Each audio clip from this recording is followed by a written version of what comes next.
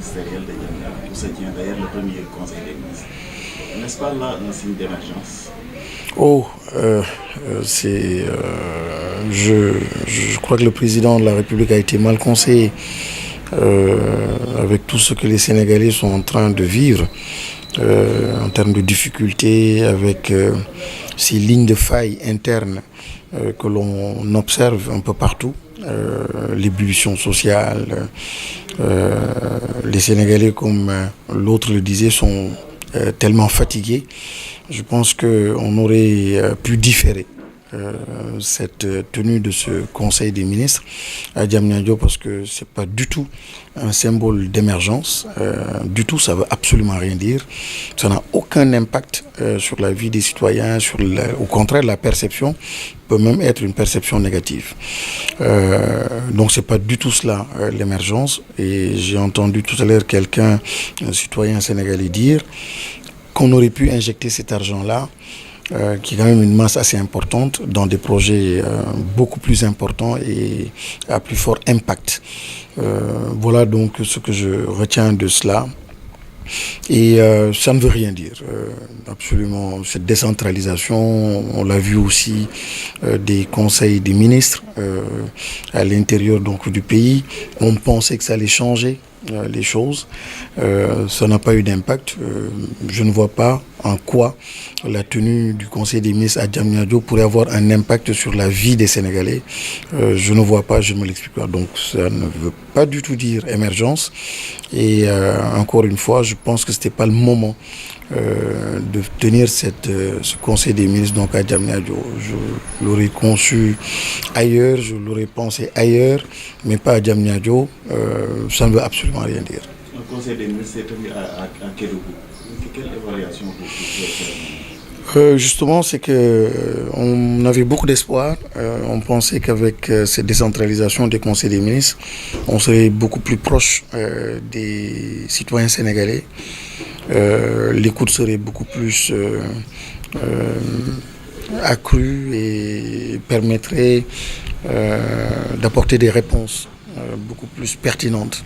Mais on se rend compte en fait que sur 100 décisions prises, peut-être en termes de réalisation, pour ne pas exagérer, on est loin donc du quart réalisé. Et je pense que les prochaines joutes électorales le montreront aussi, montreront le niveau d'insatisfaction des populations.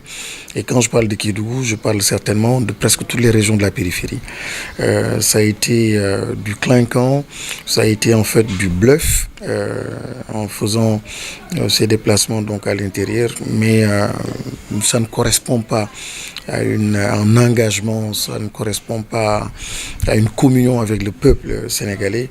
Et je crains simplement que cette énième ou ce énième déplacement vers un site comme Diamniadio ne soit encore ou ne s'inscrive dans ce cadre-là de bluff pour chercher à impressionner, alors que je pense que les besoins sont ailleurs.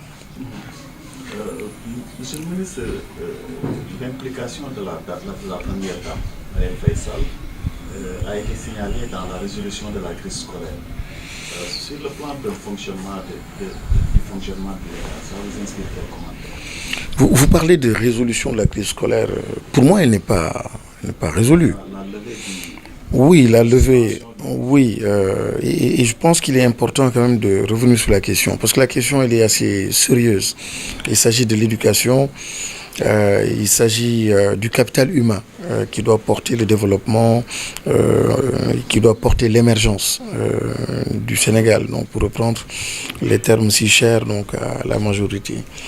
Mais ce capital humain qui doit être formé dans nos écoles, malheureusement, cette école-là ne marche pas du tout.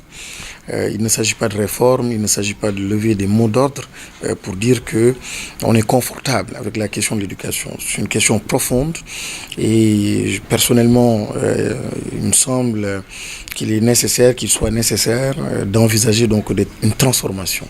une transformation radicale et très profonde donc, du système éducatif sénégalais.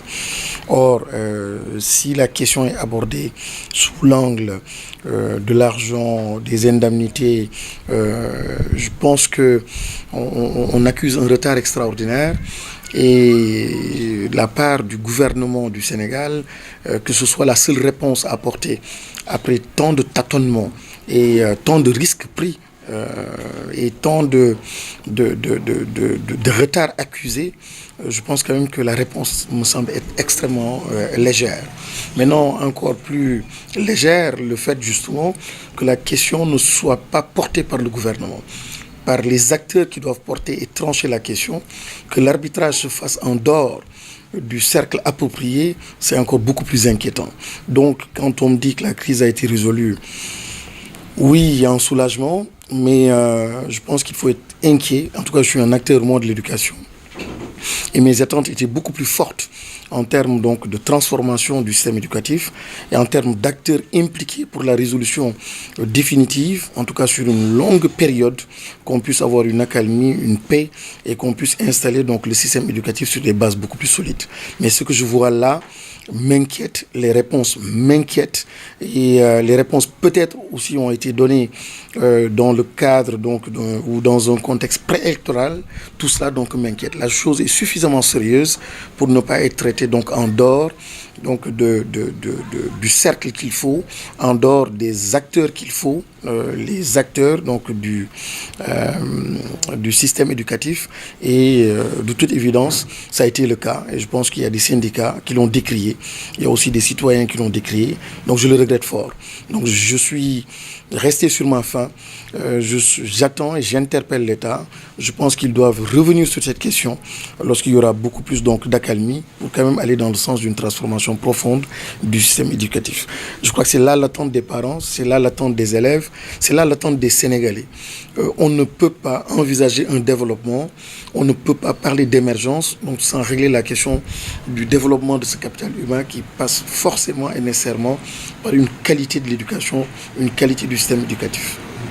Monsieur le ministre, à 10 mois des élections, est-ce qu'on peut voir M. Guirassy briguer le suffrage universel? Inch'Allah, il le briguera. Je l'ai dit plusieurs fois, on sera candidat, on participera donc à cette délibération collective est très très importante dans un contexte assez particulier. On voit déjà dans ce contexte préélectoral les débats qui sont suscités. Je pense que ça fait partie de l'enjeu de cette délibération ou de cette élection présidentielle. Et le plus important, encore une fois, n'est pas le jour du scrutin, mais c'est le contexte actuellement que nous sommes en train de vivre. Parce qu'avec les débats qui sont posés, les questions qui sont soulevées, tout cela permettra à nos citoyens, concitoyens, de situer les vrais enjeux. Ils auront aussi la possibilité d'entendre les différents candidats, les différentes offres politiques justement qui seront mises en face pour tenter de relever donc ces défis qui sont des défis extrêmement importants. Donc c'est une occasion assez importante pour moi pour dire que le jour du scrutin est un jour important.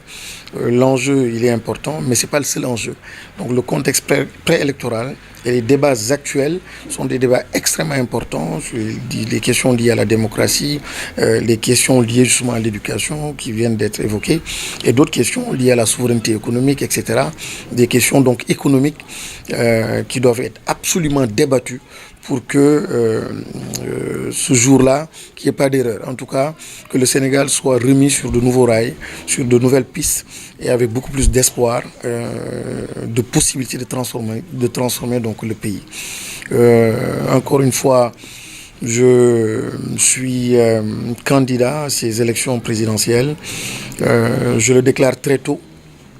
Et en le déclarant très tôt, encore une fois, l'accent ne le mettez pas, ou je demande à mes concitoyens de ne pas le mettre sur l'élection même, du scrutin, mais c'est surtout le débat qui est suscité dans le contexte préélectoral pour justement avoir plus d'éclairage, de possibilités de débattre donc de ces grandes questions parce qu'il faut absolument en débattre. Et nous avons suffisamment de temps et je suis content de voir en fait qu'il y a des acteurs de dignes fils du Sénégal qui aussi, comme moi, comme d'autres, sont candidats et ont des offres donc politiques assez intéressantes.